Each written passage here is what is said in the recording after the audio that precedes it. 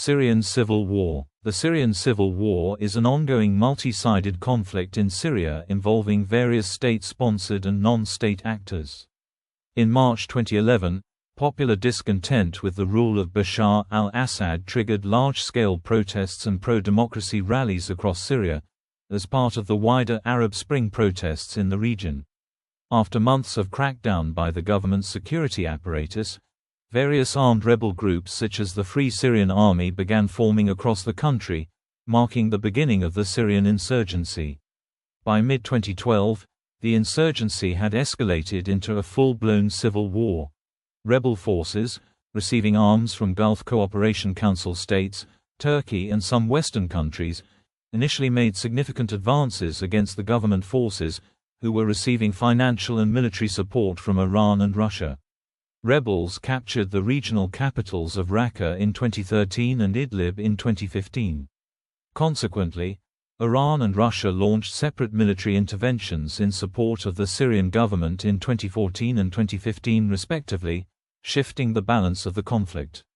By late 2018, all rebel strongholds except parts of Idlib region had fallen to the government forces. In 2014, the Islamic State won many battles against both the rebel factions and the Syrian government. Combined with simultaneous success in Iraq, the group was able to seize control of large parts of eastern Syria and western Iraq, prompting the US-led CJTF coalition to launch an aerial bombing campaign against it, while providing ground support and supplies to the Kurdish-majority Syrian Democratic Forces. Culminating in the Raqqa and Deir ez-Zor offensives, the Islamic State was territorially defeated by late 2017. In August 2016, Turkey launched a multi-pronged invasion of northern Syria, in response to the creation of Rojava, while also fighting the Islamic State and government forces in the process. Between the March 2020 Idlib ceasefire and late 2024, frontline fighting mostly subsided, but was characterized by regular skirmishes. Heavy fighting renewed with a major rebel offensive in the northwest led by Tahrir al-Sham and supported by allied groups in the Syrian National Army in November 2024, during which Aleppo, Hama and Homs were seized. Southern rebels who had previously reconciled with the government subsequently launched their own offensive, capturing Daraa and Suwaida. The Syrian Free Army and the Syrian Democratic Forces launched their own offensives in Palmyra and Deir ez-Zor, respectively. By the 8th of December, rebel forces had seized the capital, Damascus. Following this, the Ba'athist regime collapsed, with al-Assad fleeing to Moscow. On the same day, Israel launched an invasion of Syria's Quneitra Governorate, aiming to seize the UN buffer zone in the Golan Heights. Overview. Origins of the conflict. In March 2011, popular discontent with the Ba'athist government led to large-scale protests and pro-democracy rallies across Syria, as part of the wider Arab Spring protests in the region. Numerous protests were violently suppressed by security forces in deadly crackdowns ordered by Bashar al-Assad, resulting in tens of thousands of deaths and detentions, many of whom were civilians. The Syrian revolution transformed into an insurgency with the formation of resistance militias across the country, deteriorating into a full-blown civil war by 2012. Course of events. The war is fought by several factions. The Syrian Arab Armed Forces, alongside its domestic and foreign allies, represent the Syrian Arab Republic and Assad government. Opposed to it is the Syrian Interim Government, a big tent alliance of pro-democratic, nationalist opposition groups, whose military forces consist of the Syrian National Army and allied Free Syrian militias. Another opposition faction is the Syrian Salvation Government, whose armed forces are represented by a coalition of Sunni militias led by Tahrir al-Sham. Independent of them is the Autonomous Administration of North and East Syria, whose military force is the Syrian Democratic Forces, SDF, a multi-ethnic, Arab-majority force led by the Kurdish People's Defense Units, YPG. Other competing factions include jihadist organizations such as the al-Qaeda branch Hurraz al-Din, successor of al-Nusra Front, and the Islamic State, a number of foreign countries, such as Iran, Russia, Turkey and the United States, have been directly involved in the civil war, providing support to opposing factions in the conflict. Iran, Russia and Hezbollah support the Syrian Arab Republic militarily, with Russia conducting airstrikes and ground operations in the country since September 2015. Since 2014, the US-led international coalition has been conducting air and ground operations primarily against the Islamic State and occasionally against pro-Assad forces, and has been militarily and logistically supporting factions such as the Revolutionary Commando Army and the Autonomous Administration's Syrian Democratic Forces, SDF. Turkish forces currently occupy parts of northern Syria and, since 2016, have fought the SDF, IS and the Assad government while actively supporting the Syrian National Army, SNA. Between 2011 and 2017, fighting from the Syrian civil war spilled over into Lebanon as opponents and supporters of the Syrian government traveled to Lebanon to fight and attack each other on Lebanese soil. While officially neutral, Israel has exchanged border fire and conducted repeated strikes against Hezbollah and Iranian forces, whose presence in western Syria it views as a threat. Violence in the war peaked during 2012 to 2017, but the situation remains a crisis. By 2020, the Syrian government controlled about two-thirds of the country and was consolidating power. Frontline fighting between the Assad government and opposition groups had mostly subsided by 2023, but there had been regular flare-ups in northwestern Syria and large-scale protests emerged in southern Syria and spread nationwide in response to extensive autocratic policies and the economic situation. The protests were noted as resembling the 2011 revolution that preceded the civil war. The war has resulted in an estimated 470,000 to 610,000 violent deaths, making it the second deadliest conflict of the 21st century, after the Second Congo War. International organizations have accused virtually all sides involved, the Assad government, IS, opposition groups, Iran, Russia, Turkey, and the US-led coalition, of severe human rights violations and massacres. The conflict has caused a major refugee crisis, with millions of people fleeing to neighboring countries such as Turkey, Lebanon and Jordan. However, a sizable minority has also sought refuge in countries outside of the Middle East, with Germany alone accepting over 500,000 Syrians since 2011. Over the course of the war, a number of peace initiatives have been launched, including the March 2017 Geneva peace talks on Syria led by the United Nations, but fighting has continued. Current situation. In October 2019, Kurdish leaders of Rojava, an autonomous region within Syria, announced they had reached a major deal with the government of Syria under Assad. This deal was enacted in the wake of the US withdrawal from Syria. The Kurdish leaders made this deal in order to obtain Syria's help in stopping hostile Turkish forces who were invading Syria and attacking Kurds. The civil war had largely subsided, settling into a stalemate, by early 2023. The United States Institute of Peace said, 12 years into Syria's devastating civil war, the conflict appears to have settled into a frozen state. Although roughly 30% of the country is controlled by opposition forces, heavy fighting has largely ceased and there is a growing regional trend toward normalizing relations with the regime of Bashar al-Assad. Over the last decade, the conflict erupted into one of the most complicated in the world, with a dizzying array of international and regional powers, opposition groups, proxies, local militias and extremist groups all playing a role. The Syrian population has been brutalized, with nearly 500,000 killed, 12 million fleeing their homes to find safety elsewhere, and widespread poverty and hunger. Meanwhile, efforts to broker a political settlement have gone nowhere, leaving the Assad regime firmly in power. The U.S. Council on Foreign Relations said, "The war whose brutality once dominated headlines has settled into an uncomfortable stalemate. Hopes for regime change have largely died out, peace talks have been fruitless, and some regional governments are reconsidering their opposition to engaging with Syrian leader Bashar al-Assad. The government has regained control of most of the country, and Assad's hold on power seems secure." In 2023, the main military conflict was not between the Syrian government and rebels, but between Turkish forces and factions within Syria. In late 2023, Turkish forces continued to attack Kurdish forces in the region of Rojava. Starting on 5 October 2023, the Turkish armed forces launched a series of air and ground strikes targeting the Syrian Democratic Forces in northeastern Syria.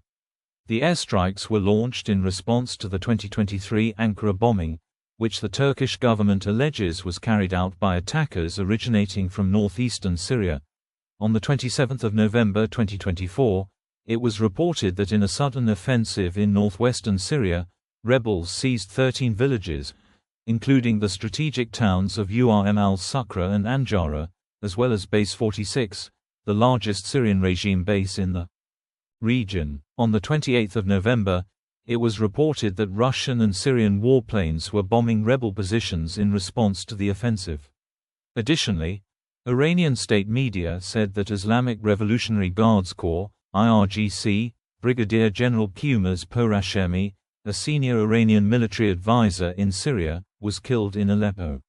The following day, rebel forces entered Aleppo, restarting conflict over the city. On 30 November, several more settlements were seized, with the rebels entering Hama and Homs. On 7 December 2024, the outskirts of Damascus were reached by rebel forces. On 8 December 2024, Bashar al-Assad was reported to have fled Damascus. This was followed by an announcement by the Syrian army command to officers that the Assad regime had ended. On the same day, Russia confirmed that Assad left Syria and stepped down. Subsequently, Assad's family fled to Moscow and was granted asylum in Russia. Background: Assad government. The non-religious Ba'ath Syrian regional branch, Ba'ath Party, government came to power through a coup d'état in 1963 by overthrowing the Second Syrian Republic. A second coup in 1966 ousted the old Ba'athist leadership of Michel Aflaq, replacing it with a militaristic, hard-left, pro-Soviet regime led by Salah Jadid, who was in turn removed in November 1970 by General Hafez al-Assad, an Alawite, who declared himself president in March 1971. This marked the beginning of the domination of personality cults centered around the Assad family that pervaded all aspects of Syrian daily life and was accompanied by a systematic suppression of civil and political freedoms, becoming the central feature of state propaganda. Authority in Ba'athist Syria is monopolized by three power centers: Alawite loyalist clans, the Ba'ath Party, and the armed forces, all three united by their allegiance to the Assad family. The Syrian regional branch remained the dominant political authority in what had been a one-party state until the first multi-party election to the People's Council of Syria was held in 2012. On 31 January 1973, Hafez al-Assad implemented a new constitution, leading to a national crisis. The 1973 constitution entrusted the Arab Socialist Ba'ath Party with the distinctive role as the leader of the state and society, empowering it to mobilize the civilians for party programs, issue decrees to ascertain their loyalty and supervise all legal trade unions. Ba'athist ideology was imposed upon children as a compulsory part of school curricula, and the Syrian armed forces were highly monitored by the party. The constitution removed Islam from being recognized as the state religion and stripped existing provisions such as the requirement that the president of Syria be Muslim. These measures caused widespread furor amongst the public, leading to fierce demonstrations in Hama, Homs and Aleppo organized by the Muslim Brotherhood and the Ulama. The Assad regime violently crushed the Islamic revolts that occurred during 1976 to 1982, waged by revolutionaries from the Syrian Muslim Brotherhood. The Ba'ath Party carefully constructed Assad as the guiding father figure of the party and modern Syrian nation, advocating the continuation of Assad dynastic rule of Syria. As part of the publicity efforts to brand the nation and Assad family as inseparable, slogans such as "Assad or we burn the country," "Assad or to hell with the country," and "Hafez Assad forever" became an integral part of the state and party discourse during the 1980s. Eventually the Party organization itself became a rubber stamp and the power structures became deeply dependent on sectarian affiliation to the Assad family and the central role of armed forces needed to crack down on dissent in the society. Critics of the regime have pointed out that deployment of violence is central to the rule of Ba'athist Syria and describe it as a dictatorship with genocidal tendencies. Hafez al-Assad's nearly three-decade rule was marked by its methods, ranging from censorship to violent measures of state terror such as mass murders, forced deportations and brutal practices such as torture, which were unleashed collectively upon the civilian population. Upon Hafez al-Assad's death in 2000, his son Bashar al-Assad succeeded him as the president of Syria. Bashar's wife Asma, a Sunni Muslim born and educated in Britain, was initially hailed in the Western press as a rose in the desert. The couple once raised hopes amongst Syrian intellectuals and outside Western observers, being seen as a path towards implementing economic and political reforms. However, Bashar failed to deliver on promised reforms, instead cracking down on the civil society groups, political reformists, and democratic activists that emerged during the Damascus Spring in the 2000s. Bashar al-Assad claims that no moderate opposition to his government exists, and that all opposition forces are Islamists focused on destroying his secular leadership. His view was that terrorist groups operating in Syria are linked to the agendas of foreign countries. Demographics. The total Syrian population in July 2018 was estimated at 19,454,263 people.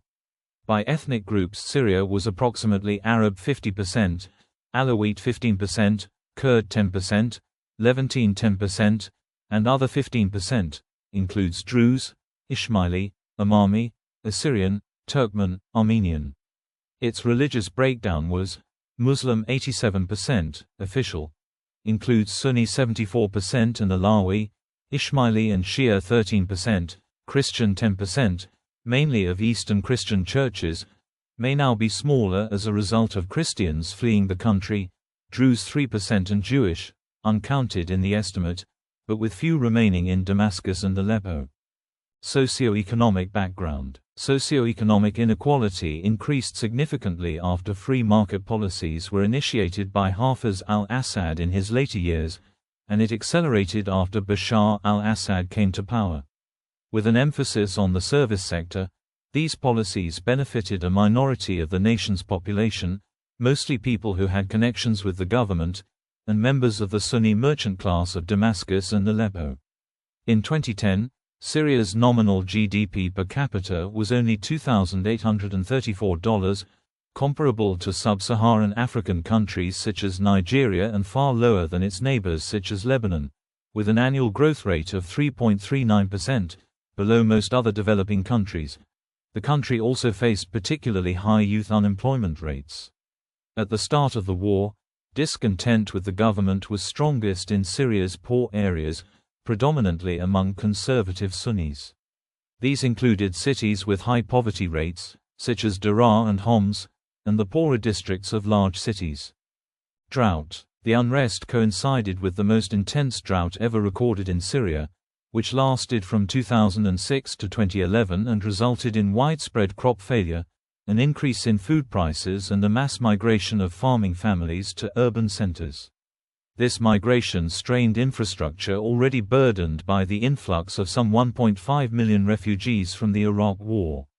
The drought has been linked to anthropogenic global warming. Subsequent analysis, however, has challenged the narrative of the drought as a major contributor to the start of the war. Adequate water supply continues to be an issue in the ongoing civil war and is frequently the target of military action. Human rights. The human rights situation in Syria has long been the subject of harsh critique from global organizations. The rights of free expression, association and assembly were strictly controlled in Syria even before the uprising. The country remained under emergency rule from 1963 until 2011 and public gatherings of more than 5 people were banned. Security forces had sweeping powers of arrest and detention. Despite hopes for democratic change with the 2000 Damascus Spring, Bashar al-Assad was widely reported as having failed to implement any improvements.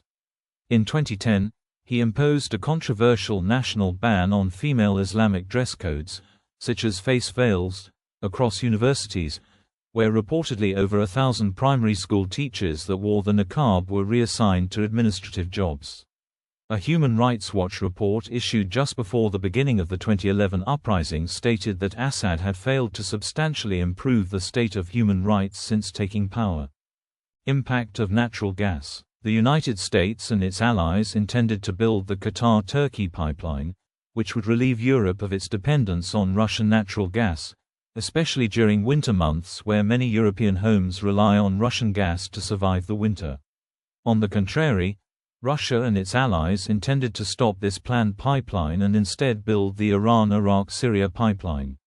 Syrian President Bashar al-Assad declined Qatar's proposal in 2000 to build a $10 billion Qatar-Turkey pipeline through Saudi Arabia, Jordan, Syria and Turkey, allegedly prompting covert CIA operations to spark a Syrian civil war to pressure Bashar al-Assad to resign and allow a pro-American president to step in and sign off on the deal. Leaked documents have shown that in 2009, the CIA began funding and supporting opposition groups in Syria to foment a civil war.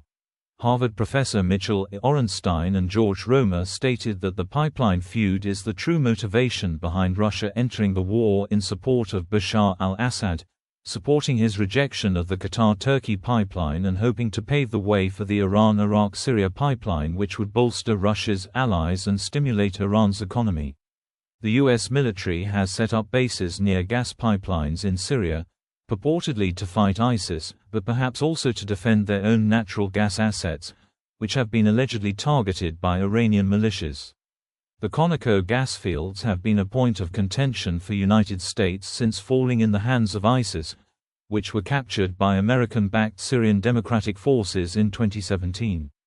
Timeline. Belligerents. Syrian factions. There are numerous factions, both foreign and domestic, involved in the Syrian civil war.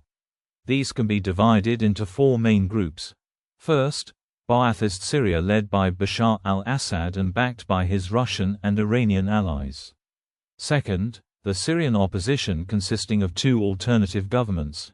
The Syrian interim government, a big tent coalition of democratic, Syrian nationalist and Islamic political groups whose defense forces consist of the Syrian National Army and Free Syrian Army, and the Syrian Salvation Government, a Sunni Islamist coalition led by Hayat Tahrir al-Sham. Third, the Kurdish-dominated autonomous administration of North and East Syria and its military wing, the Syrian Democratic Forces, supported by the United States, France and other coalition allies. Fourth, the global jihadist camp consisting of al-Qaeda affiliate Guardians of Religion organization and its rival Islamic State. The Syrian interim government, a big tent coalition of democratic, Syrian nationalist and Islamic political groups whose defense forces consist of the Syrian National Army and Free Syrian Army, and the Syrian Salvation Government, a Sunni Islamist coalition led by Hayat Tahrir al-Sham. The Syrian government, the opposition and the SDF have all received support, militarily, logistically and diplomatically, from foreign countries, leading the conflict to often be described as a proxy war. Foreign involvement. The major parties supporting the Syrian government are Iran, Russia and Lebanese militia Hezbollah. Syrian rebel groups receive political, logistic and military support from the United States, Turkey, Saudi Arabia, Qatar, Britain, France, Israel, and the Netherlands. Under the aegis of Operation Timber Sycamore and other clandestine activities, CIA operatives and U.S. Special Operations troops have trained and armed nearly 10,000 rebel fighters at a cost of $1 billion a year since 2012. Iraq had also been involved in supporting the Syrian government, but mostly against ISIL. Hezbollah, the Lebanese Shia militant group, was significantly involved in the Syrian civil war. Starting from the 2011 Syrian revolution, Hezbollah provided active support to the Ba'athist government forces. By 2012, the group escalated its involvement, deploying troops across Syria. In 2013, Hezbollah publicly acknowledged its presence in Syria, intensifying its ground commitment. This involvement included an estimated 5,000 to 8,000 fighters at any given time, comprising special forces, standing forces from all units, part-time fighters and new recruits with accelerated combat training. Hezbollah's presence, supported by Iranian weaponry and training, further complicated the conflict dynamics, drawing Israeli airstrikes against Hezbollah and Iranian targets in Syria. Spillover. In June 2014, members of the Islamic State of Iraq and the Levant, ISIL, crossed the border from Syria into northern Iraq, and took control of large swaths of Iraqi territory as the Iraqi army abandoned its positions. Fighting between rebels and government forces also spilled over into Lebanon on several occasions. There were repeated incidents of sectarian violence in the North Governorate of Lebanon between supporters and opponents of the Syrian government, as well as armed clashes between Sunnis and Alawites in Tripoli. Starting on 5 June 2014, ISIL seized swathes of territory in Iraq. As of 2014, the Syrian Arab Air Force used airstrikes targeted against ISIL in Raqqa and al-Hasaka in coordination with the Iraqi government. Weaponry and warfare. Chemical weapons, sarin, mustard agent and chlorine gas have been used during the conflict. Numerous casualties led to an international reaction, especially the 2013 Ghouta chemical attack. A UN fact-finding mission was requested to investigate reported chemical weapons attacks. In 4 cases, UN inspectors confirmed the use of sarin gas. In August 2016, a confidential report by the United Nations and the OPCW explicitly blamed the Syrian military of Bashar al-Assad for dropping chemical weapons, chlorine bombs, on the towns of Talmenes in April 2014 and Salman in March 2015, and ISIS for using sulfur mustard on the town of Maria in August 2015. The United States and the European Union have said the Syrian government has conducted several chemical attacks. Following the 2013 Ghouta attacks and international pressure, the destruction of Syria's chemical weapons began. In 2015, the UN mission disclosed previously undeclared traces of sarin compounds at a military research site.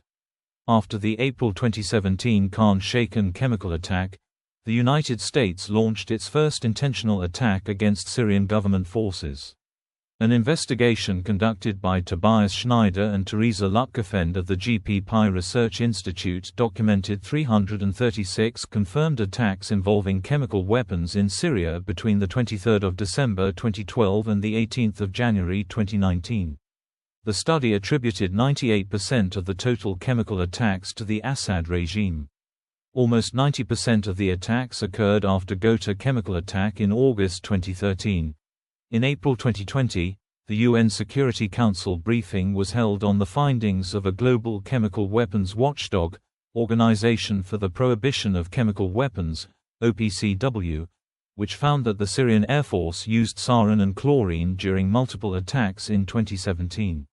Syria's close allies, Russia, and other European countries debated the issue, during which Moscow dismissed the OPCW findings while many Western European countries called for accountability for the government's war crimes. The UN Deputy Ambassador from Britain, Jonathan Allen, stated that the report by the OPCW's Investigation Identification Team, IIT, claimed that the Syrian regime is responsible for using chemical weapons in the war on at least 4 occasions. The information was also noted in 2 UN-mandated investigations. In April 2021, Syria was suspended from the OPCW through the public vote of member states for not cooperating with the IIT and for violating the Chemical Weapons Convention. Findings of another OPCW investigation report published in July 2021 concluded that the Syrian regime had engaged in confirmed chemical attacks at least 17 times, out of the 77 reported incidents of chemical weapons usage attributed to Assadist forces. Cluster bombs. Syria is not a party to the Convention on Cluster Munitions and does not recognize the ban on the use of cluster bombs. The Syrian army is reported to have begun using cluster bombs in September 2012. Steve Goose, director of the Arms Division at Human Rights Watch, said, Syria is expanding its relentless use of cluster munitions, a banned weapon, and civilians are paying the price with their lives and limbs. He adds of the weapons that, the initial toll is only the beginning because cluster munitions often leave unexploded bomblets that kill and maim long afterward. Thermobaric weapons. Russian thermobaric weapons, also known as fuel air bombs, were used by the government's side during the war. On 2 December 2015, the National Interest reported that Russia was deploying the TOS-1 Buratino multiple rocket launch system to Syria, which is designed to launch massive thermobaric charges against infantry in confined spaces such as urban areas. One Buratino thermobaric rocket launcher can obliterate a roughly 200 by 400 meters, 660 by 1,310 feet, area with a single salvo. Since 2012, rebels have said that the Syrian Air Force, government forces, is using thermobaric weapons against residential areas occupied by the rebel fighters, such as during the Battle of Aleppo and also in Kavabatna. A panel of United Nations human rights investigators reported that the Syrian government used thermobaric bombs against the strategic town of Qusayr in March 2013. In August 2013, the BBC reported on the use of napalm-like incendiary bombs on a school in northern Syria.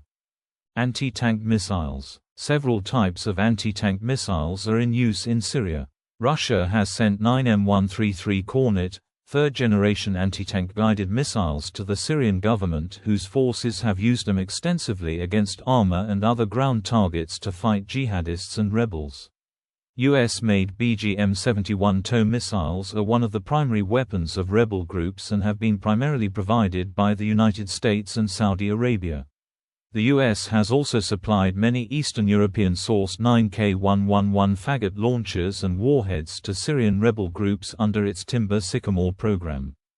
Ballistic missiles. In June 2017, Iran attacked ISIL targets in the Deir-ez-Zor area in eastern Syria with Zulfaha ballistic missiles fired from western Iran, in the first use of mid-range missiles by Iran in 30 years.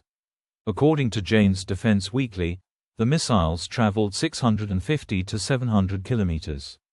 War crimes. In 2022, a German court sentenced Anwar Raslan, 58, a high-ranking official of President Bashar al-Assad's regime, to life imprisonment after he sought asylum in Germany and was arrested in 2019.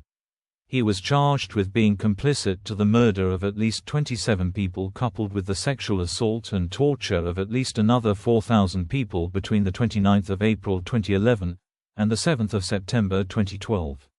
Raslan was a mid-level officer in Branch 251 and oversaw the torture of detainees. His trial was one of an unprecedented nature because Germany took on a trial of crimes committed in the Syrian war, and the human rights lawyers took this on under the principle of universal jurisdiction. Universal jurisdiction is a concept in German law that allows for serious crimes to be tried in Germany even if they did not happen in the country. His co-defendant Iyad al-Gharib, 44, a low-level officer in Branch 251, was also sentenced to 4 years and 6 months in prison on 24 February 2021. Iyad's duties included the transport of detainees to locations where they would be tortured for days on end. It was his knowledge of the fact that torture was happening there that landed him the sentence.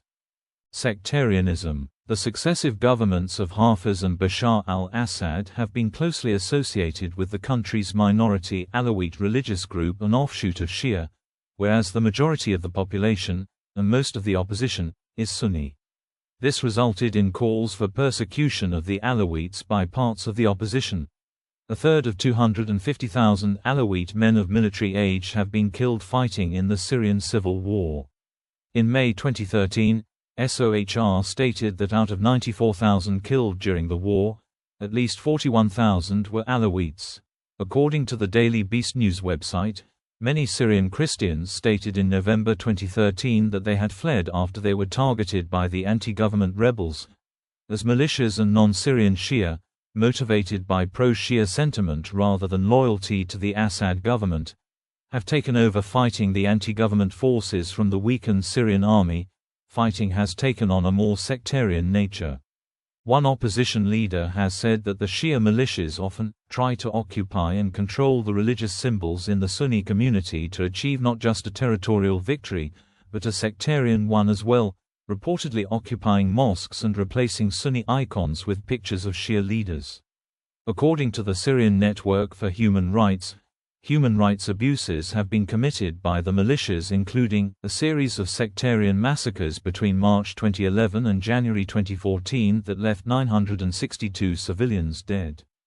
Kurdish autonomy in northeastern Syria.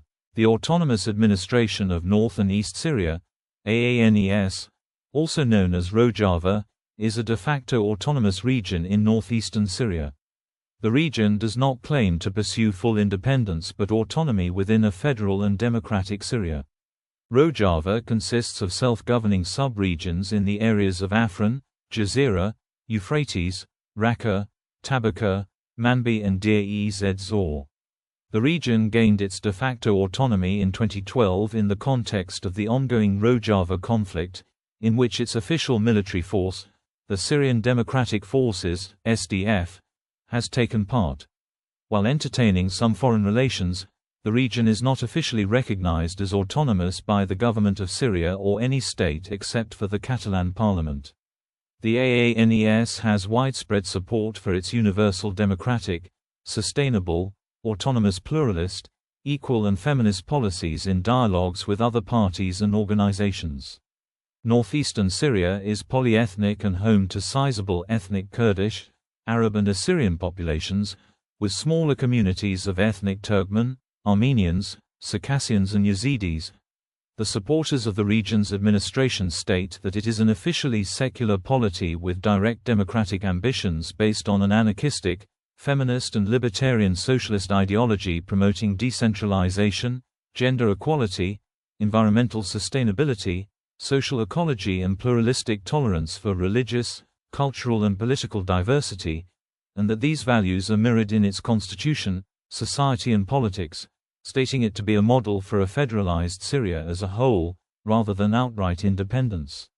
The region's administration has also been accused by some partisan and non-partisan sources of authoritarianism, support of the Syrian government, Kurdification, and displacement.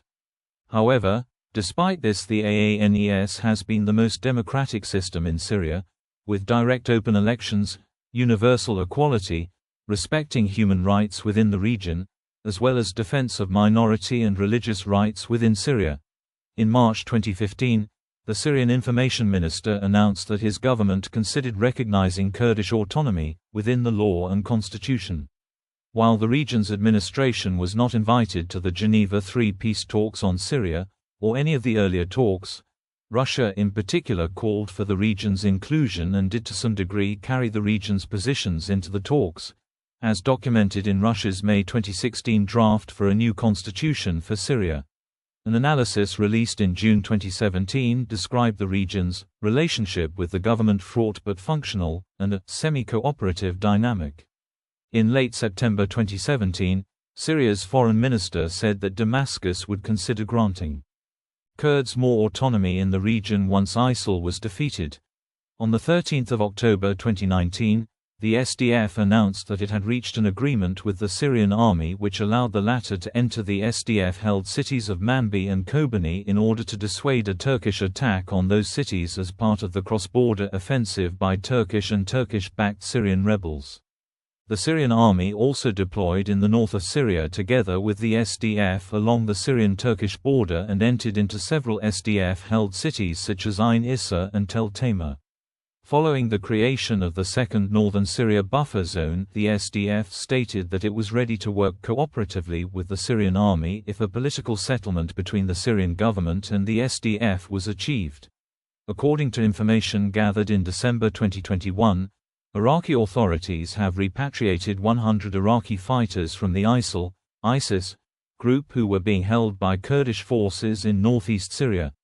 As of 2022, the main military threat and conflict faced by Rojava's official defense force, the Syrian Democratic Forces (SDF), are firstly, an ongoing conflict with ISIS, and secondly, ongoing concerns of possible invasion of the northeast regions of Syria by Turkish forces, in order to strike Kurdish groups in general, and Rojava in particular.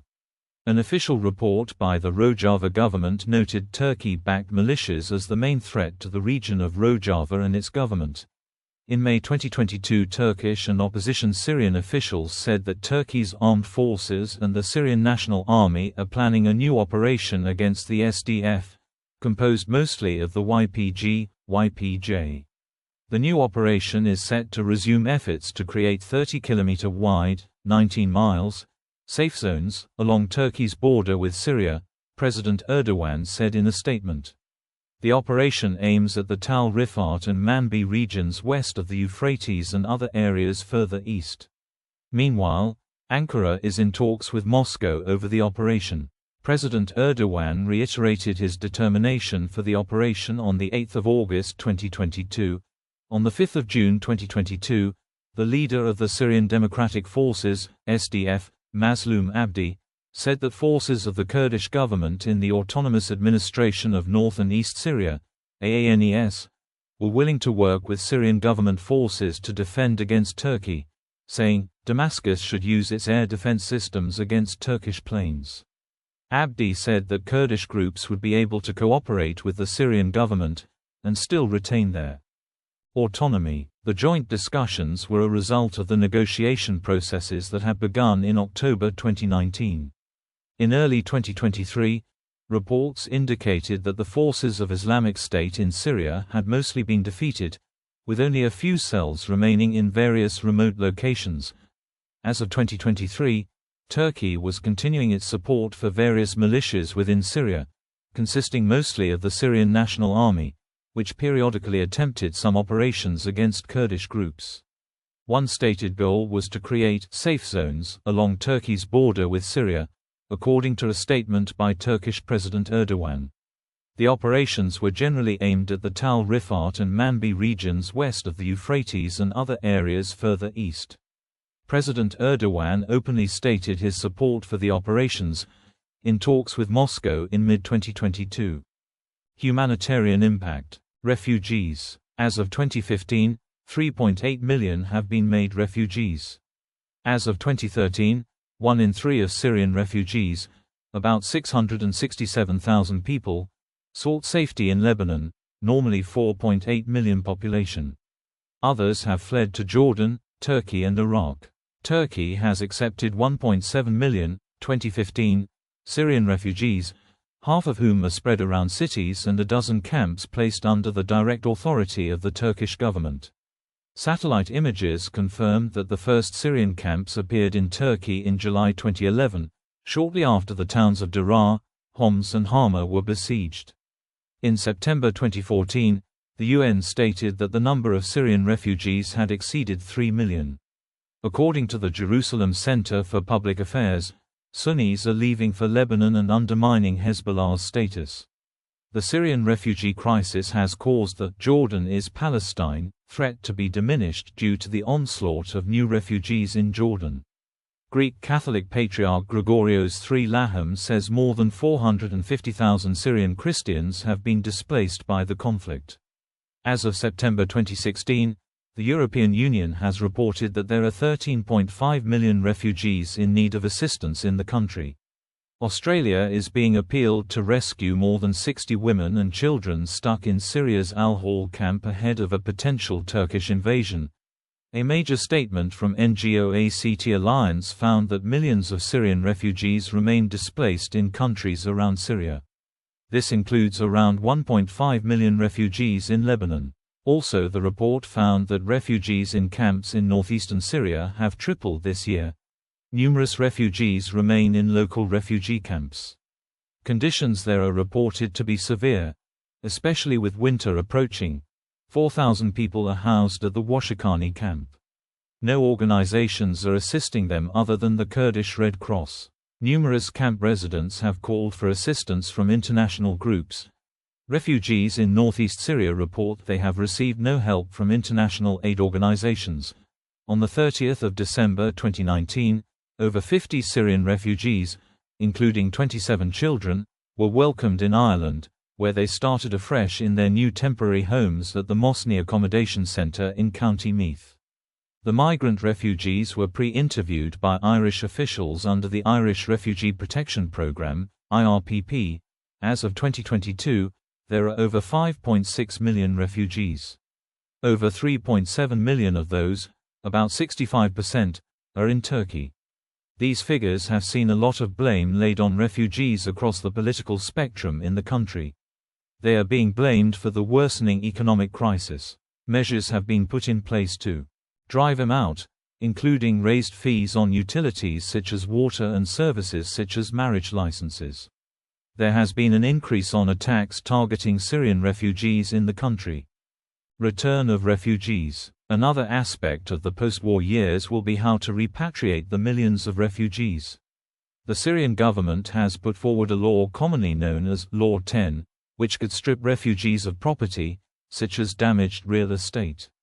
There are also fears among some refugees that if they return to claim this property they will face negative consequences, such as forced conscription or prison.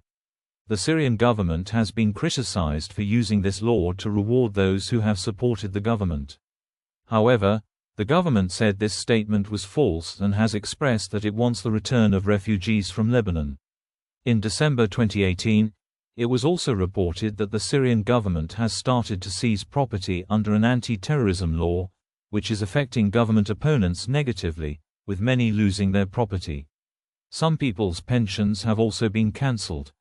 Erdogan said that Turkey expects to resettle about 1 million refugees in the buffer zone that it controls. Erdogan claimed that Turkey had spent billions on approximately 5 million refugees now being housed in Turkey, and called for more funding from wealthier nations and from the EU. This plan raised concerns amongst Kurds about displacement of existing communities and groups in that area. Internally displaced refugees. The violence in Syria caused millions to flee their homes. As of March 2015, Al Jazeera estimated 10.9 million Syrians, or almost half the population, had been displaced. Violence erupted due to the ongoing crisis in northwest Syria has forced 6,500 children to flee every day over the last week of January 2020. The recorded count of displaced children in the area has reached more than 300,000 since December 2019. As of 2022, there are 6.2 million internally displaced persons in Syria according to the United Nations High Commissioner for Refugees. 2.5 million of those are children. 2017 alone saw the displacement of at least 1.8 million people, many of them being displaced for the second and third time. Hundreds of boys are being held hostage by ISIS. As of the 25th of January 2022, The New York Times stated that the fight over a prison in northeastern Syria has brought attention to the plight of thousands of foreign children who were brought to Syria by their parents to join the Islamic State Caliphate and have been detained for 3 years in camps and prisons in the region, abandoned by their home countries. An estimated 40,000 foreigners, including children, traveled to Syria to fight for the caliphate or work for it. Thousands of them had brought their small children with them. There were also other children born there. When ISIS lost control of the last piece of territory in Syria, Baghouz, 3 years ago, surviving women and young children were detained in camps, while suspected militants and boys, some as young as 10, were imprisoned. Furthermore, when the boys in the camps reach the age of adolescence, they are usually transferred to Hasakah's Sanaa prison, where they are packed into overcrowded cells with no access to sunlight. According to prison guards in the area, there is insufficient food and medical attention. When the boys reach the age of 18, they are sent to the regular prison population, where wounded ISIS members are placed 3 to a bed. Casualties. On the 2nd of January 2013, the United Nations stated that 60,000 have been killed since the civil war began, with UN High Commissioner for Human Rights Navi Pillay saying, "The number of casualties is much higher than we expected, and is truly shocking." 4 months later, the UN's updated figure for the death toll had reached 80,000. On the 13th of June 2013, the UN released an updated figure of people killed since fighting began, the figure being exactly 92,901, for up to the end of April 2013. Navi Pillay, UN High Commissioner for Human Rights, stated that, "This is most likely a minimum casualty figure.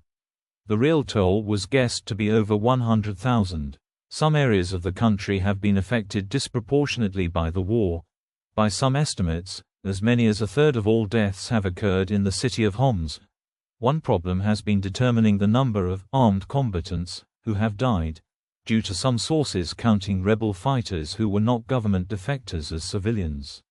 At least half of those confirmed killed have been estimated to be combatants from both sides, including 52,290 government fighters and 29,080 rebels, with an additional 50,000 unconfirmed combatant deaths. In addition, UNICEF reported that over 500 children had been killed by early February 2012, and another 400 children have been reportedly arrested and tortured in Syrian prisons. Both of these reports have been contested by the Syrian government. Additionally, over 600 detainees and political prisoners are known to have died under torture.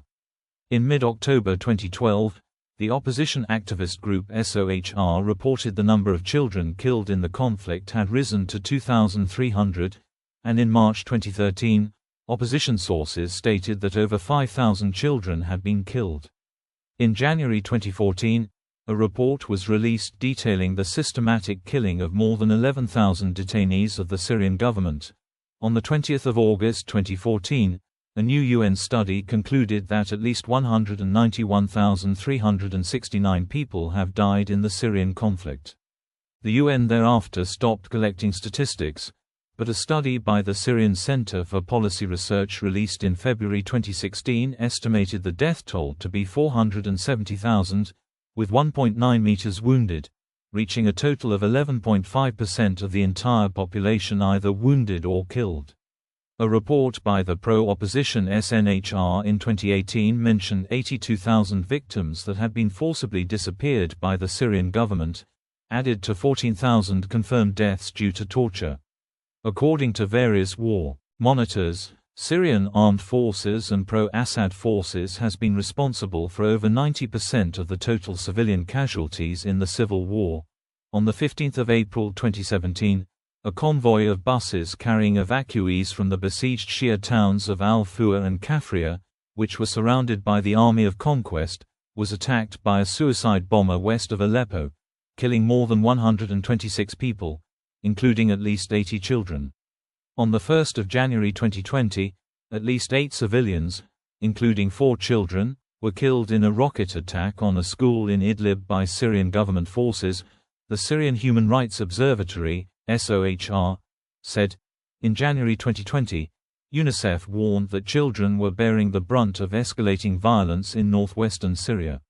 More than 500 children were wounded or killed during the first 3 quarters of 2019, and over 65 children fell victim to the war in December alone. Over 380,000 people have been killed since the war in Syria started 9 years ago, War Monitor Syrian Observatory for Human Rights said on 4 January 2020. The death toll comprises civilians, government soldiers, militia members and foreign troops. In an airstrike by Russian forces loyal to the Syrian government, at least 5 civilians were killed, out of which 4 belonged to the same family. The Syrian Observatory for Human Rights claimed that the death toll included 3 children following the attack in the Idlib region on 18 January 2020. On 30 January 2020, Russian airstrikes on a hospital and a bakery killed over 10 civilians in Syria's Idlib region. Moscow immediately rejected the allegation. On 23 June 2020, Israeli raids killed 7 fighters, including 2 Syrian in a central province. State media cited a military official as saying the attack targeted posts in rural areas of Hama province. Just 4 days after the start of 2022, 2 children were killed and 5 others injured in northwest Syria. In 2021 alone, over 70% of violent attacks against children have been recorded in the region. On 14 January 2022, 1 person was killed by a car bomb and several others were wounded in the city of Azaz in northwest Syria. 3 people were wounded at a marketplace in a suspected suicide bombing in the town of Al-Bab, and another suicide bomb went off in the city of Afrin at a roundabout. Human rights violations. United Nations and human rights organizations have asserted that human rights violations have been committed by both the government and the rebel forces, with the vast majority of the abuses having been committed by the Syrian government. Numerous human rights abuses, political repression, war crimes and crimes against humanity perpetrated by the Assad government throughout the course of the conflict has led to international condemnation and widespread calls to convict Bashar al-Assad in the International Criminal Court (ICC). The unprecedented scale of the atrocities launched by government forces since the outbreak of the Syrian revolution has led to international outrage, and Syria's membership was suspended from various international organizations.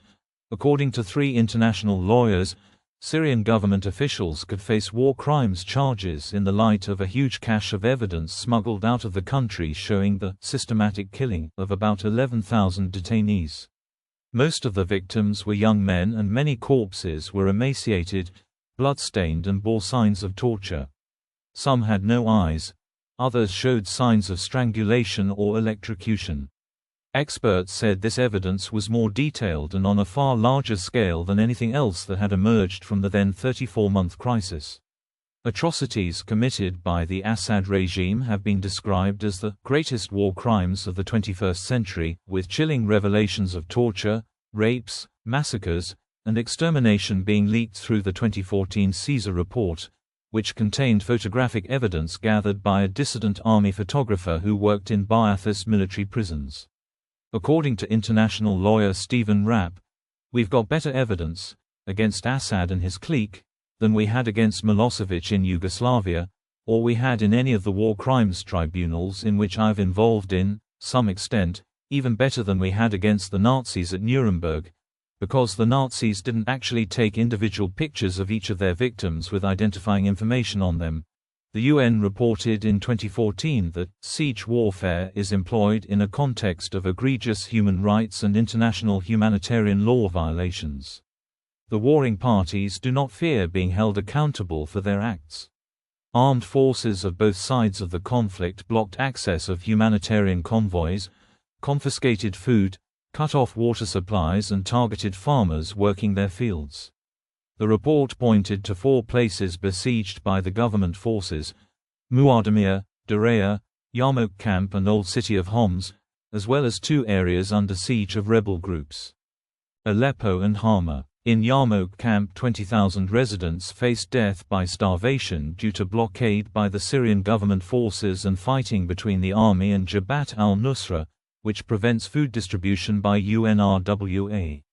In July 2015, the UN removed Yarmouk from its list of besieged areas in Syria, despite not having been able to deliver aid there for 4 months, and declined to say why it had done so. After intense fighting in May 2018, Syrian government forces finally took the camp, its population now reduced to 100 to 200. ISIS forces have also been criticized by the UN of using public executions and killing of captives, amputations, and lashings in a campaign to instill fear.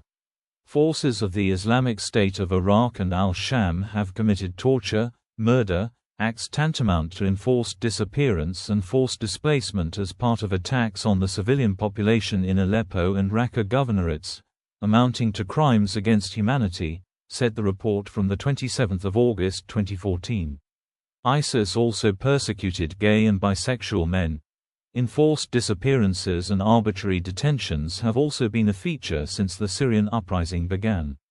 An Amnesty International report, published in November 2015, stated the Syrian government has forcibly disappeared more than 65,000 people since the beginning of the Syrian civil war. According to a report in May 2016 by the Syrian Observatory for Human Rights, at least 60,000 people have been killed since March 2011 through torture or from poor humanitarian conditions in Syrian government prisons. In February 2017, Amnesty International published a report which stated the Syrian government murdered an estimated 13,000 persons, mostly civilians, at the Cydinia military prison. They stated the killings began in 2011 and were still ongoing. Amnesty International described this as a policy of deliberate extermination, and also stated that these practices, which amount to war crimes and crimes against humanity, are authorized at the highest levels of the Syrian government. 3 months later, the United States State Department stated a crematorium had been identified near the prison. According to the U.S., it was being used to burn thousands of bodies of those killed by the government's forces and to cover up evidence of atrocities and war crimes. Amnesty International expressed surprise at the reports about the crematorium, as the photographs used by the U.S. are from 2013 and they did not see them as conclusive, and fugitive government officials have stated that the government buries those it executes in cemeteries on military grounds in Damascus. The Syrian government said the reports were not true. By July 2012, the human rights group Women Under Siege had documented over 100 cases of rape and sexual assault during the conflict, with many of these crimes reported to have been perpetrated by the Shabia and other pro-government militias. Victims included men, women and children, with about 80% of the known victims being women and girls. On the 11th of September 2019, the UN investigators said that airstrikes conducted by the US-led coalition in Syria have killed or wounded several civilians, denoting that necessary precautions were not taken, leading to potential war crimes. In late 2019, as the violence intensified in northwest Syria, thousands of women and children were reportedly kept under inhumane conditions in a remote camp, said UN-appointed investigators. In October 2019, Amnesty International stated that it had gathered evidence of war crimes and other violations committed by Turkish and Turkey-backed Syrian forces who are said to have displayed a shameful disregard for civilian life, carrying out serious violations and war crimes, including summary killings and unlawful attacks that have killed and injured civilians, according to a 2020 report by unbacked investigators into the Syrian civil war. Young girls aged 9 and above have been raped and inveigled into sexual slavery, while boys have been put through torture and forcefully trained to execute killings in public. Children have been attacked by sharpshooters and lured to be bargaining chips for ransoms. On 6 April 2020, the United Nations published its investigation into the attacks on humanitarian sites in Syria. The Council in its reports said it had examined 6 sites of attacks and concluded that the airstrikes had been carried out by the government of Syria and/or its allies. However, the report was criticized for being partial towards Russia and not naming it, despite proper evidence. The refusal to explicitly name Russia as a responsible party working alongside the Syrian government is deeply disappointing, the HRW quoted. On 27 April 2020, the Syrian Network for Human Rights reported continuation of multiple crimes in the month of March and April in Syria. The rights organization billed that Syrian regime decimated 44 civilians, including 6 children, during the unprecedented times of COVID-19. It also said, Syrian forces held captive 156 people, while committing a minimum of 4 attacks on vital civilian facilities. The report further recommended that the UN impose sanctions on the Bashar al-Assad regime if it continues to commit human rights violation.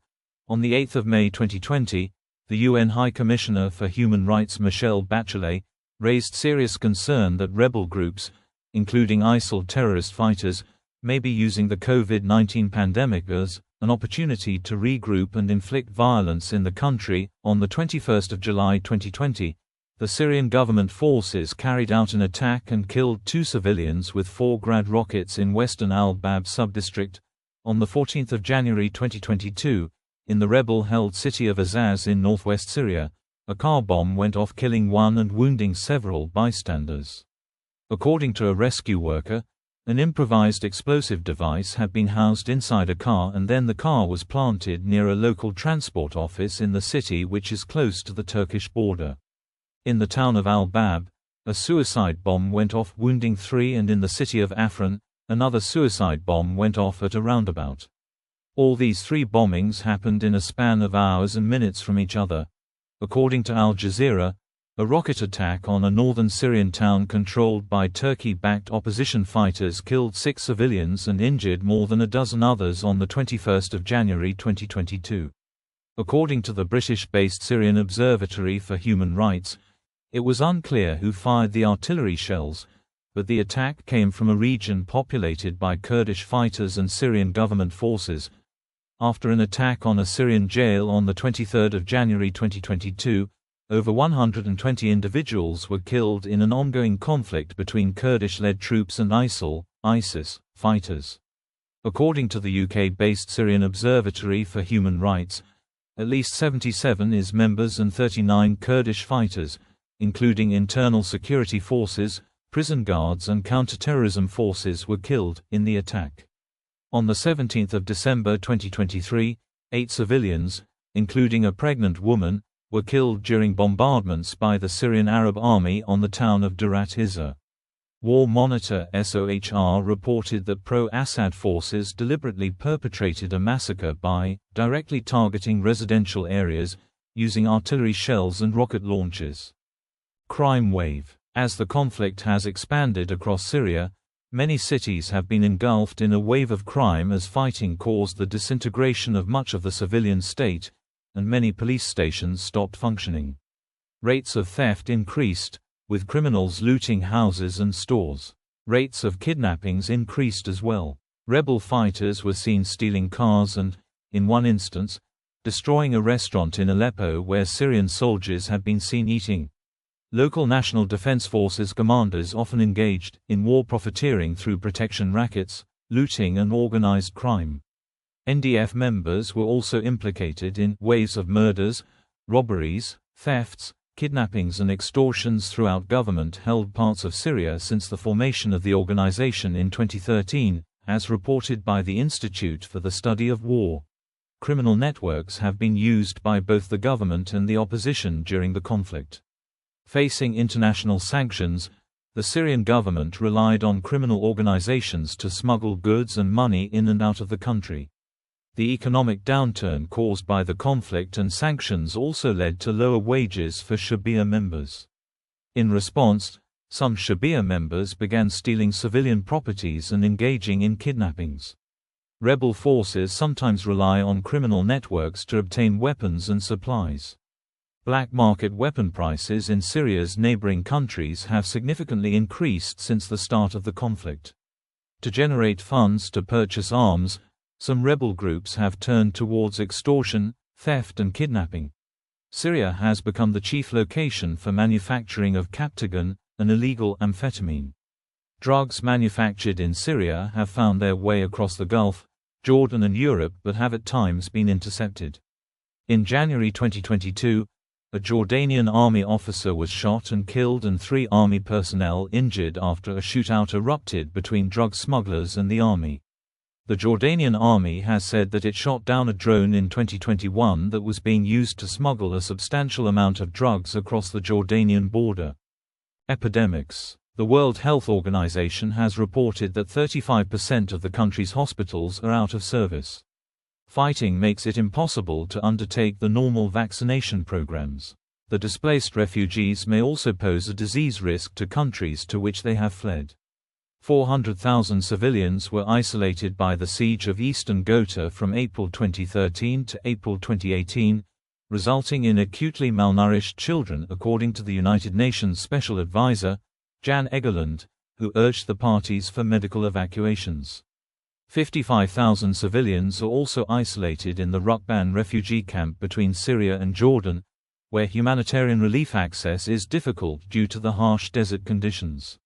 Humanitarian aid reaches the camp only sporadically, sometimes taking 3 months between shipments. Formerly rare infectious diseases have spread in rebel-held areas brought on by poor sanitation and deteriorating living conditions. The diseases have primarily affected children. These include measles, typhoid, hepatitis, dysentery, tuberculosis, diphtheria, whooping cough and the disfiguring skin disease leishmaniasis. Of particular concern is the contagious and crippling poliomyelitis. As of late 2013, doctors and international public health agencies have reported more than 90 cases. Critics of the government complain that, even before the uprising, it contributed to the spread of disease by purposefully restricting access to vaccination, sanitation and access to hygienic water in areas considered politically unsympathetic, In June 2020, the United Nations reported that after more than 9 years of war, Syria was falling into an even deeper crisis and economic deterioration as a result of the COVID-19 pandemic. As of the 26th of June, a total of 248 people were infected by COVID-19, out of which 9 people died. Restrictions on the importation of medical supplies, limited access to essential equipment, reduced outside support and ongoing attacks on medical facilities left Syria's health infrastructure in peril, and unable to meet the needs of its population. Syrian communities were additionally facing unprecedented levels of hunger crisis. In September 2022, the UN representative in Syria reported that several regions in the country were witnessing a cholera outbreak. UN resident and humanitarian coordinator Imran Reza called for an urgent response to contain the outbreak, saying that it posed a serious threat to people in Syria. The outbreak was linked to the use of contaminated water for growing crops and the reliance of people on unsafe water sources. Humanitarian aid. The conflict holds the record for the largest sum ever requested by UN agencies for a single humanitarian emergency, $6.5 billion worth of requests of December 2013. The international humanitarian response to the conflict in Syria is coordinated by the United Nations Office for the Coordination of Humanitarian Affairs, UNOCHA, in accordance with General Assembly Resolution 46/182. The primary framework for this coordination is the Syria Humanitarian Assistance Response Plan, SHARP, which appealed for $1.41 billion to meet the humanitarian needs of Syrians affected by the conflict. Official United Nations data on the humanitarian situation and response is available at an official website managed by UNOCHA Syria, Oman. UNICEF is also working alongside these organizations to provide vaccinations and care packages to those in need. Financial information on the response to the SHARP and assistance to refugees and for cross-border operations can be found on UNOCHA's Financial Tracking Service. As of the 19th of September 2015, the top 10 donors to Syria were United States, European Commission, United Kingdom, Kuwait, Germany, Saudi Arabia, Canada, Japan, UAE and Norway. The difficulty of delivering humanitarian aid to people is indicated by the statistics for January 2015. Of the estimated 212,000 people during that month who were besieged by government or opposition forces, 304 were reached with food. USAID and other government agencies in U.S. delivered nearly $385 million of aid items to Syria in 2012 and 2013. The United States has provided food aid, medical supplies, emergency and basic health care, shelter materials, clean water, hygiene education and supplies, and other relief supplies. Islamic Relief has stocked 30 hospitals and sent hundreds of thousands of medical and food parcels. Other countries in the region have also contributed various levels of aid. Iran has been exporting between 500 and 800 tons of flour daily to Syria. Israel supplied aid through Operation Good Neighbor, providing medical treatment to 750 Syrians in a field hospital located in Golan Heights where rebels say that 250 of their fighters were treated. Israel established 2 medical centers inside Syria. Israel also delivered heating fuel, diesel fuel, 7 electric generators, water pipes, educational materials, flour for bakeries, baby food, diapers, shoes and clothing. Syrian refugees in Lebanon make up 1/4 of Lebanon's population, mostly consisting of women and children. In addition, Russia has said it created 6 humanitarian aid centers within Syria to support 3,000 refugees in 2016. On the 9th of April 2020, the UN dispatched 51 truckloads of humanitarian aid to Idlib. The organization said that the aid would be distributed among civilians stranded in the northwestern part of the country. On the 30th of April 2020, Human Rights Watch condemned the Syrian authorities for their long-standing restriction on the entry of aid supplies. It also demanded the World Health Organization to keep pushing the UN to allow medical aid and other essentials to reach Syria via the Iraq border crossing, to prevent the spread of COVID-19 in the war-torn nation. The aid supplies, if allowed, will allow the Syrian population to protect themselves from contracting the COVID-19 virus. 2019 Uncross-border aid dispute. As of December 2019, a diplomatic dispute is occurring at the UN over reauthorization of cross-border aid for refugees. China and Russia oppose the draft resolution that seeks to reauthorize crossing points in Turkey, Iraq and Jordan. China and Russia, as allies of Assad, seek to close the 2 crossing points in Iraq and Jordan, and to leave only the 2 crossing points in Turkey active. The current authorization expired on 10 January 2020. All of the 10 individuals representing the non-permanent members of the Security Council stood in the corridor outside of the chamber speaking to the press to state that all 4 crossing points are crucial and must be renewed. United Nations official Mark Lowcock is asking the UN to reauthorize cross-border aid to enable aid to continue to reach refugees in Syria. He says there is no other way to deliver the aid that is needed. He noted that 4 million refugees out of the over 11 million refugees who need assistance are being reached through 4 specific international crossing points. Lowcock serves as the United Nations Under-Secretary General for Humanitarian Affairs and Emergency Relief Coordinator and the head of the United Nations Office for the Coordination of Humanitarian Affairs. Russia, aided by China's support, has vetoed the resolution to retain all 4 border crossings. An alternate resolution also did not pass. The US strongly criticized the vetoes and opposition by Russia and China. China explained the reason for veto is the concern of unilateral coercive measures by certain states causing humanitarian suffering on the Syrian people. It views lifting all unilateral sanctions respecting Syrian sovereignty and for humanitarian reasons is a must. Cultural impact. As of March 2015, the war has affected 290 heritage sites, severely damaged 104, and completely destroyed 24. 5 of the 6 UNESCO World Heritage Sites in Syria have been damaged. Destruction of antiquities has been caused by shelling, army entrenchment, and looting at various tells, museums and monuments. A group called Syrian Archaeological Heritage Under Threat is monitoring and recording the destruction in an attempt to create a list of heritage sites damaged during the war and to gain global support for the protection and preservation of Syrian archaeology and architecture. UNESCO listed all 6 Syria's World Heritage Sites as endangered, but direct assessment of damage is not possible. It is known that the old city of Aleppo was heavily damaged during battles being fought within the district, while Palmyra and Krak des Chevaliers suffered minor damage. Illegal digging is said to be a grave danger, and hundreds of Syrian antiquities, including some from Palmyra, appeared in Lebanon. 3 archaeological museums are known to have been looted. In Raqqa, some artifacts seem to have been destroyed by foreign Islamists due to religious objections. In 2014 and 2015, following the rise of the Islamic State, several sites in Syria were destroyed by the group as part of a deliberate destruction of cultural heritage sites. In Palmyra, the group destroyed many ancient statues, the temples of Baal Shamin and Bel, many tombs including the Tower of Elibel and part of the monumental arch. The 13th-century Palmyra castle was extensively damaged by retreating militants during the Palmyra offensive in March 2016.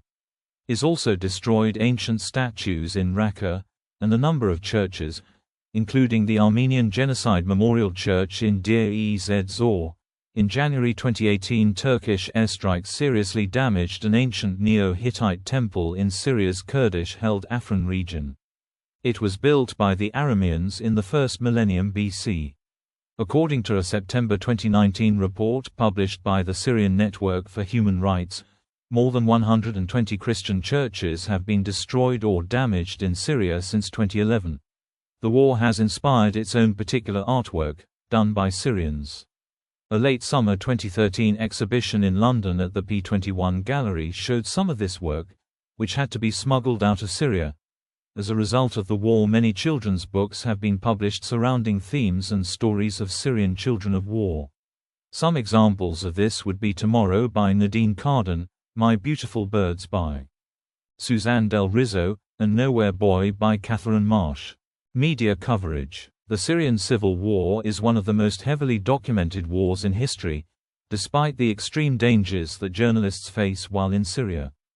ISIL executions. On 19 August 2014, American journalist James Foley was executed by ISIL, who said it was in retaliation for the United States operations in Iraq. Foley was kidnapped in Syria in November 2012 by Shabia militia. ISIL also threatened to execute Stephen Sotloff, who was kidnapped at the Syrian-Turkish border in August 2013. There were reports ISIS captured a Japanese national, 2 Italian nationals, and a Danish national as well. Sotloff was later executed in September 2014. At least 70 journalists have been killed covering the Syrian war, and more than 80 kidnapped, according to the Committee to Protect Journalists. On the 22nd of August 2014, the Al-Nusra Front released a video of captured Lebanese soldiers and demanded Hezbollah withdraw from Syria under threat of their execution. International reactions and diplomacy. During the early period of the civil war, the Arab League, European Union, the United Nations, and many Western governments quickly condemned the Syrian government's violent response to the protests, and expressed support for the protesters' right to exercise free speech. Initially, many Middle Eastern governments expressed support for Assad, but as the death toll mounted, they switched to a more balanced approach by criticizing violence from both government and protesters. Both the Arab League and the Organization of Islamic Cooperation suspended Syria's membership. Russia and China vetoed Western-drafted United Nations Security Council resolutions in 2011 and 2012, which would have threatened the Syrian government with targeted sanctions if it continued military actions against protesters. Economic sanctions. The U.S. Congress has enacted punitive sanctions on the Syrian government for its actions during the civil war. These sanctions would penalize any entities lending support to the Syrian government, and any companies operating in Syria. U.S. President Donald Trump tried to protect the Turkish President Erdogan from the effects of such sanctions. Some activists welcomed this legislation. Some critics contend that these punitive sanctions are likely to backfire or have unintended consequences.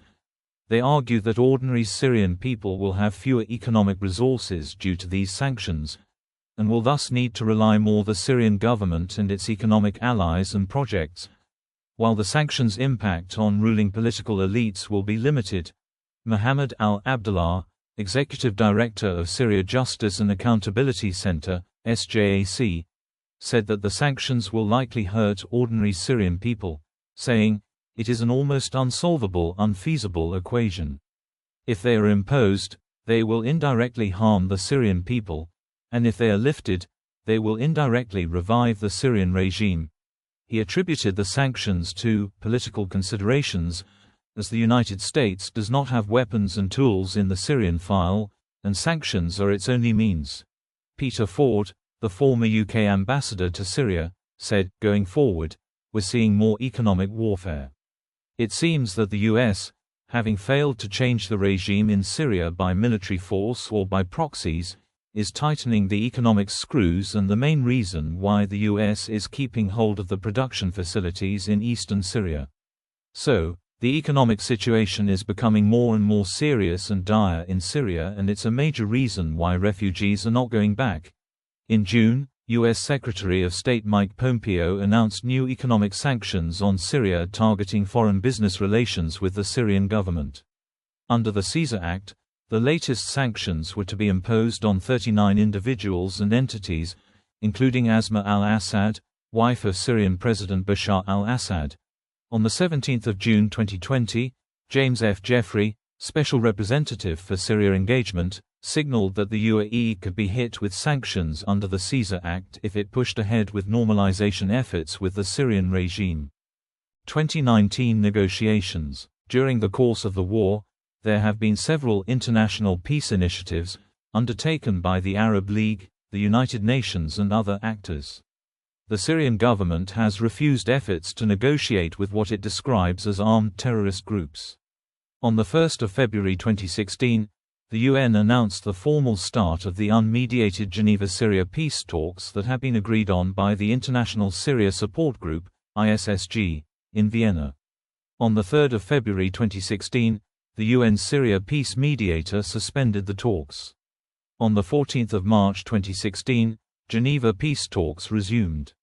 The Syrian government stated that discussion of Bashar al-Assad's presidency is a red line. However, Syria's President Bashar al-Assad said he hoped peace talks in Geneva would lead to concrete results, and stressed the need for a political process in Syria. A new round of talks between the Syrian government and some groups of Syrian rebels concluded on 24 January 2017 in Astana, Kazakhstan, with Russia, Iran and Turkey supporting the ceasefire agreement brokered in late December 2016. The Astana process talks was billed by a Russian official as a complement to, rather than replacement, of the United Nations-led Geneva process talks. On 4 May 2017, at the fourth round of the Astana talks, representatives of Russia, Iran and Turkey signed a memorandum whereby 4 de-escalation zones in Syria would be established, effective of 6 May 2017. On 18 September 2019, Russia stated the United States and Syrian rebels were obstructing the evacuation process of a refugee camp in southern Syria. On 28 September 2019, Syria's top diplomat demanded the foreign forces, including that of US and Turkey, to immediately leave the country, saying that the Syrian government holds the right to protect its territory in all possible ways if they remain. President Erdogan said Turkey was left with no choice other than going its own way on the Syria safe zone, after a deadline to co-jointly establish a safe zone with the US in northern Syria expired in September. The US indicated it would withdraw its forces from northern Syria after Turkey warned of incursion in the region that could instigate fighting with American-backed Kurds. Buffer zone with Turkey. In October 2019, in response to the Turkish offensive, Russia arranged for negotiations between the Syrian government and the Kurdish-led forces. Russia also negotiated a renewal of a ceasefire between Kurds and Turkey that was about to expire. Russia and Turkey agreed via the Sochi Agreement of 2019 to set up a second northern Syria buffer zone.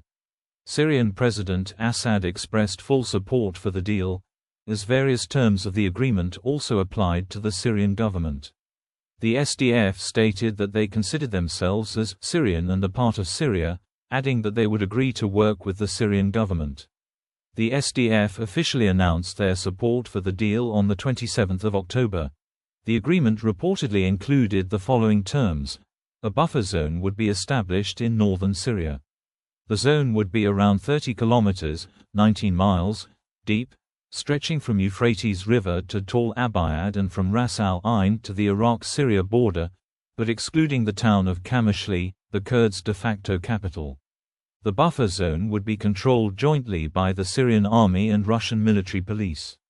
All YPG forces, which constitute the majority of the SDF, must withdraw from the buffer zone entirely, along with their weapons, within 150 hours from the announcement of the deal. Their withdrawal would be overseen by Russian military police and the Syrian border guards, which would then enter the zone. Syrian Constitutional Committee. In late 2019, a new Syrian Constitutional Committee began operating in order to discuss a new settlement and to draft a new constitution for Syria. This committee comprises about 150 members.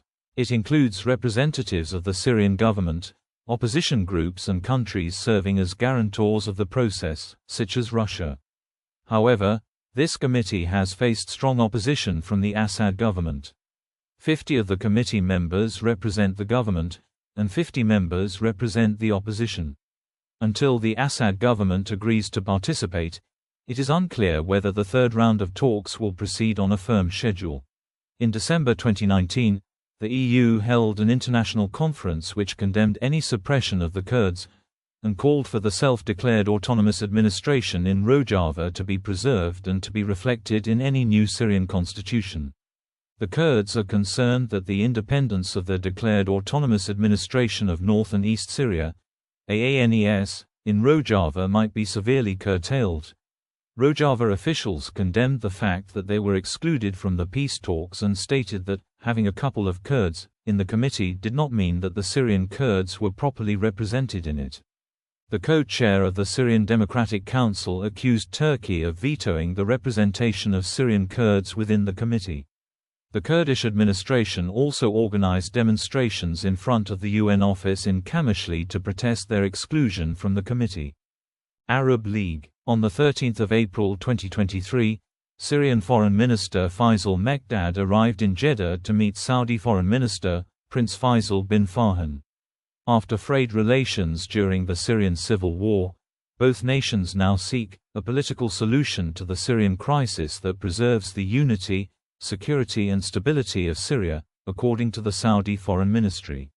The high-level talks are facilitating the return of Syrian refugees to their homeland and securing humanitarian access to the affected areas in Syria. Al-Assad previously visited the UAE, Oman as well as Saudi Arabia. The discussion also included the possible resumption of consular services between the two countries. This is the first visit to Saudi Arabia by a Syrian foreign minister since the onset of the civil war in 2011. The same week, all foreign ministers of the Arab League would meet again to discuss the return of Syria to the regional organization. Reconstruction. United Nations authorities have estimated that the war in Syria has caused destruction amounting to about $400 billion. The SNHR reported in 2017 that the war has rendered around 39% of Syrian mosques unserviceable for worship. More than 13,500 mosques were destroyed in Syria between 2011 and 2017. Around 1,400 were dismantled by 2013, while 13,000 mosques were demolished between 2013 and 2017. According to a Syrian War Monitor, over 120 churches have been damaged or demolished during the course of Syrian war since 2011, 60% of which attacks were perpetrated by pro-Assad forces. While the war is still ongoing, Syrian President Bashar al-Assad said that Syria would be able to rebuild the war-torn country on its own. As of July 2018, the reconstruction is estimated to cost a minimum of $400 billion. Assad said he would be able to loan this money from friendly countries, Syrian diaspora and the state treasury. Iran has expressed interest in helping rebuild Syria. 1 year later, this seemed to be materializing. Iran and the Syrian government signed a deal where Iran would help rebuild the Syrian energy grid, which has taken damage to 50% of the grid. International donors have been suggested as one financier of the reconstruction. As of November 2018, reports emerged that rebuilding efforts had already started. It was reported that the biggest issue facing the rebuilding process is the lack of building material and a need to make sure the resources that do exist are managed efficiently. The rebuilding effort has so far remained at a limited capacity and has often been focused on certain areas of a city, thus ignoring other areas inhabited by disadvantaged people. Various efforts are proceeding to rebuild infrastructure in Syria. Russia says it will spend $500 million to modernize Syria's port of Tartus. Russia also said it will build a railway to link Syria with the Persian Gulf. Russia will also contribute to recovery efforts by the UN. Syria awarded oil exploration contracts to 2 Russian firms. Syria announced it is in serious dialogue with China to join China's Belt and Road Initiative, designed to foster investment in infrastructure in over 100 developing nations worldwide. On Wednesday, 12 January 2022, China and Syria signed a Memorandum of Understanding in Damascus. The memorandum was signed by Fadi al-Khalil, the head of Planning and International Cooperation Commission for the Syrian side, and Feng Biao, the Chinese ambassador in Damascus. For the Chinese side, the memorandum sees Syria join the initiative, whose aim is to help expand cooperation with China and other partner countries in areas such as trade, technology, capital, human movement and cultural exchange. Among other things, it aims to define the future of this cooperation with partner states. See also: Asia Portal, Current Events Portal, Middle East Portal, Modern History Portal, Belligerents in the Syrian Civil War, Events within Syrian Society, 2010s in Syria, Political History, Cities and Towns during the Syrian Civil War, Eastern Syria Insurgency, Inter-rebel conflict during the Syrian Civil War, Rojava conflict, Timeline of the Syrian Civil War. Historical aspects. Spillover of the Syrian Civil War. Syria chemical weapons program. Syrian-Turkish border clashes during the Syrian Civil War. Terrorism in Syria. Syrian Civil War in popular culture. Lists and statistical records. Casualty recording. Human rights violations during the Syrian Civil War. Control of cities during the Syrian Civil War. List of Syrian defectors. List of aviation shootdowns and accidents during the Syrian Civil War. List of terrorist incidents in Syria. Specific offensives. Northwestern Syria Offensive, April–June 2015, Battle of Victory, Battle of Yarmouk Camp, 2015, 2024 Syrian opposition offensives. Fall of Damascus. Peace efforts and civil society groups. Syrian Civil War ceasefires. Syrian Democratic Council. Syrian diaspora. Syrian peace process. White helmets. Syrian Civil War. History of other local conflicts. Iraqi insurgency, 2011 to 2013, Islamist uprising in Syria from 1976 until 1982. List of wars involving Syria. War in Iraq, 2013 to 2017.